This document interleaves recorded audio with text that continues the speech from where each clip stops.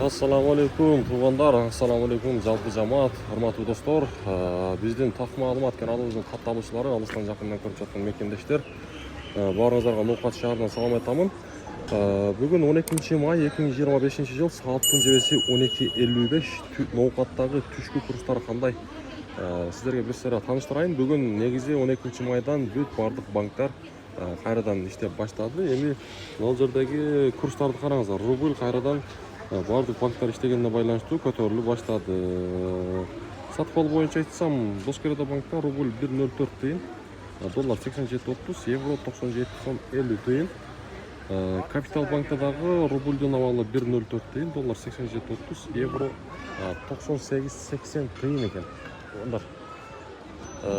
Мен ар дайым айтам, ушундай күнүмдүк валюта курс бааларын көрүп турам деп турган болсоңуздар, биздин каналга подписаться кнопкасын басып, уведомленияны коңгуроочугуну басып койсоңуздар, сиздерге ушундай так даана күнүмдүк валюта курс баалары жетип барып турат.